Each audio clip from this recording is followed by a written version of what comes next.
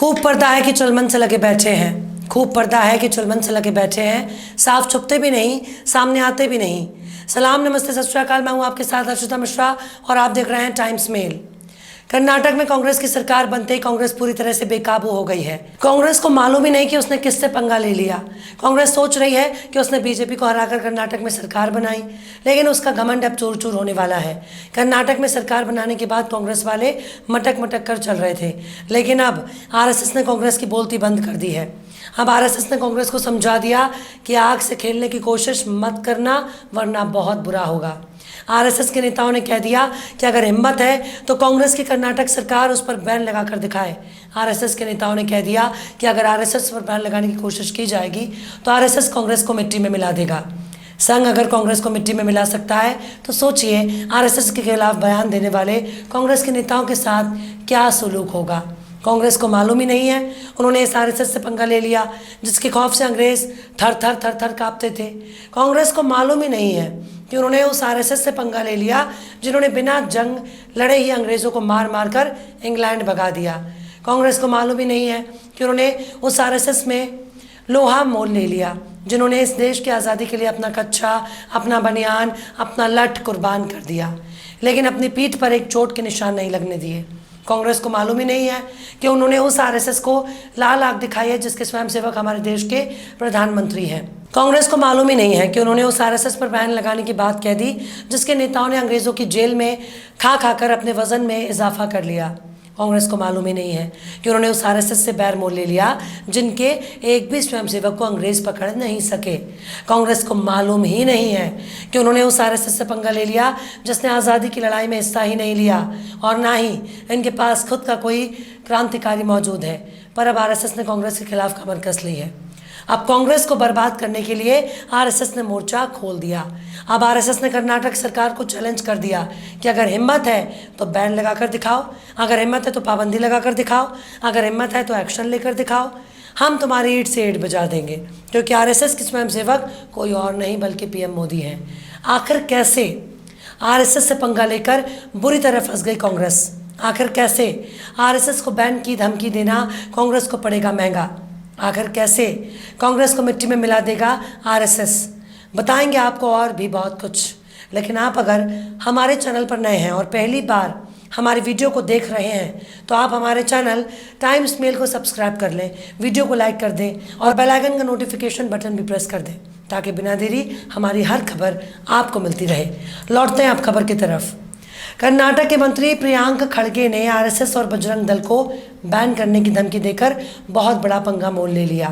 आगे चलकर पूरी कांग्रेस की सरकार पर बहुत भारी पड़ने वाला है, इसलिए बेहतर तो यही है कि प्रियांक खड़गे आरएसएस और बजरंग दल से हाथ जोड़कर माफ़ी मांगे, वरना इसका अंजाम पूरी कांग्रेस पार्टी को भुगतना पड़ेगा।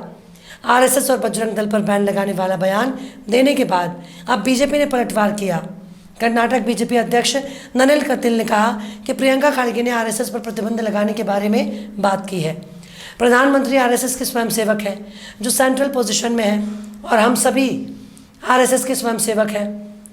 नलिन कटील ने कहा कि नेहरू, इंदिरा गांधी, नरसिम्हा राव सरकार ने आरएसएस पर प्रतिबंध लगाने की कोशिश की थी, लेकिन वे कामयाब नहीं हुए। नलिन कटील ने कहा कि अगर बजरंग दल और आरएसएस पर बैन लगाने की कोशिश की तो कांग्रेस जलकर राख हो जाएगी।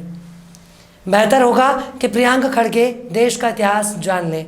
उन्हें बयान देने से पहले ध्यान देना चाहिए। मतलब आरएसएस पर बयान देकर कांग्रेस के अध्यक्ष मल्लिकार्जुन खड़गे के बेटे ने बहुत बड़ा बवाल खड़ा कर दिया, जिसका अंजाम कांग्रेस पार्टी को भुगतना होगा, जिसका अंजाम राहुल गांधी को भुगतना होगा, जिसका अंजाम प्रियंका सोनिया गांधी को भुगतना होगा, जिसका अंजाम प्रियंका खड़गे को भुगतना होगा। अभी तो प्रियंका खड़गे ने सिर्फ बैन लगाने की चेतावनी दी है। सोचिए अगर बैन लगाने की नौबत आ जाएगी तब इतनी धमकियां सुनने के बाद क्या कांग्रेस आरएसएस पर बैन लगाने की हिम्मत दिखाएगी? सिर्फ बजरंग दल पर बैन लगाने का वादा करके कांग्रेस तुरंत ही बैकफुट पर आ गई थी। कांग्रेस के कई नेताओं के सुर बदल गए थे, मानो बजरंग दल उनके अपने घर की संस्था हो। अगर बजरंग दल पर बैन का वादा करके कांग्रेस की हालत इतनी पतली हो सकती है तो फिर सोचिए अगर आरएसएस पर बैन लगाने की नौबत आएगी तब तो पूरी की पूरी कांग्रेस पार्टी अपने नेताओं के खिलाफ हो जाएगी। पर ऐसा नहीं है कि केवल बीजेपी अध्यक्ष नलिन कटील ने कांग्रेस को चुनौती दी हो। बल्कि कुछ दिन पहले कर्नाटक के मुख्यमंत्री रहे बसवराज बोम्मई ने कांग्रेस को चैलेंज किया है और कहा कि आरएसएस को बैन करके दिखाओ।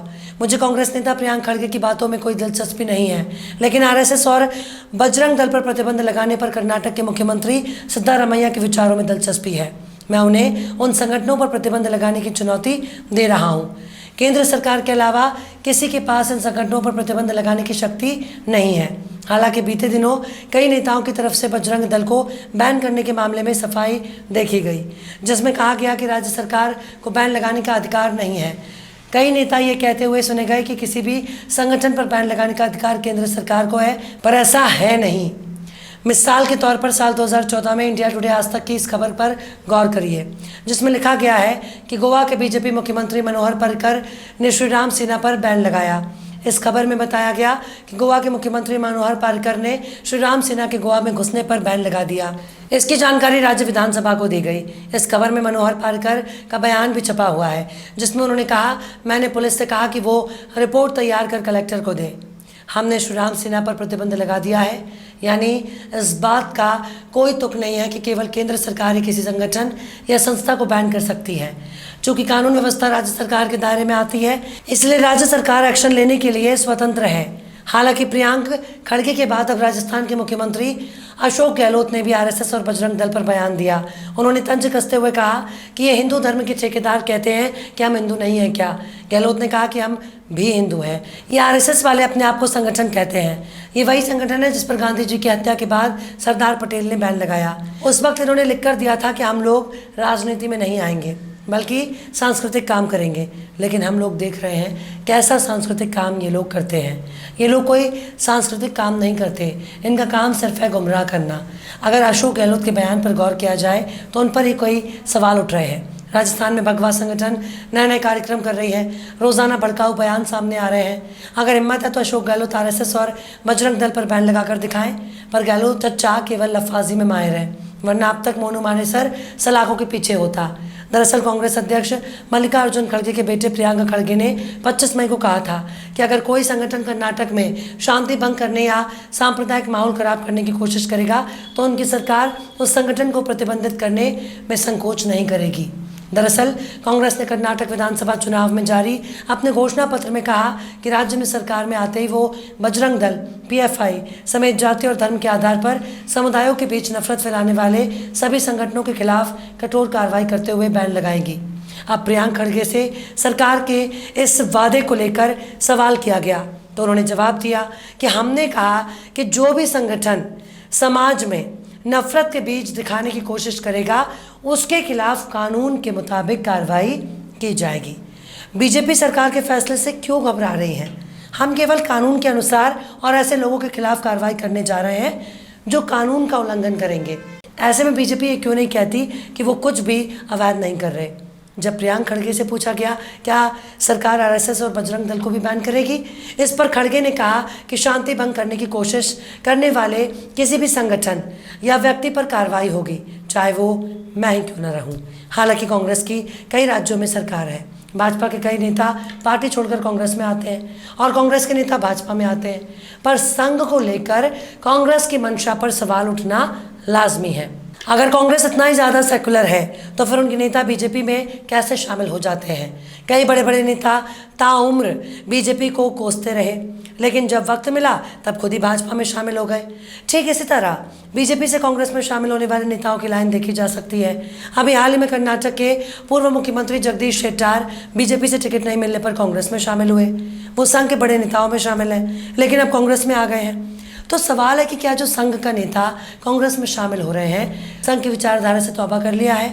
अगर नहीं तो फिर कांग्रेस में संघ की मौजूदगी से इनकार नहीं किया जा सकता। इसलिए कल को अगर कांग्रेस ने आरएसएस को बैन करने का फैसला किया तो सबसे पहले उन्हें कांग्रेस के भीतर मौजूद संघ के स्वयंसेवकों से जंग लड़नी होगी। अगर आरएसएस को बैन किया जाएगा तो कांग्रेस के भीतर का गेरुआ टोला ही कांग्रेस के खिलाफ मोर्चा खोल देगा, जिसे संभाल पाना राहुल बाबा के बस की बात नहीं होगी। बहरहाल चलते चलते आखिर में दाग दयालवी ने भी क्या खूब फरमाया है, हमें है शौक कि बेपर्दा तुमको देखेंगे, हमें है शौक कि बेपर्दा तुमको देखेंगे, तुम्हें है शर्म तो आंखों पे हाथ धर लेना। फिलहाल इस वीडियो में बस इतना ही। ये वीडियो आपको कैसा लगा कमेंट बॉक्स में ज़रूर बताइए। वीडियो पसंद आए तो लाइक करें। हमारे वीडियो लिंक को फेसबुक, ट्विटर, व्हाट्सएप पर अपने रिश्तेदार, यार, दोस्तों को भी शेयर करें। और बेबाक, निष्पक्ष, स्वतंत्र पत्रकारिता को सपोर्ट करने के लिए आप हमारे चैनल टाइम्स मेल को ज़रूर से सब्सक्राइब करें। और हाँ, बेल आइकन की घंटी वाली बटन भी आप ज़रूर से दबा दें ताकि आपको हमारे आने वाले नए वीडियो की नोटिफिकेशन फ़ौरन ही मिल जाए। फिर मिलते हैं किसी और वीडियो में एक नई खबर के साथ। हर्षिता मिश्रा को दीजिए इजाज़त। जय हिंद। तो देख लिया आपने हमारे इस वीडियो को। हमें उम्मीद है कि आपने हमारे वीडियो को लाइक किया होगा और दूसरों को भी शेयर किया होगा। अगर अभी तक आपने हमारे चैनल टाइम्स मेल को सब्सक्राइब नहीं किया है तो जल्दी से सब्सक्राइब कर दें और बेल आइकन भी प्रेस कर दें।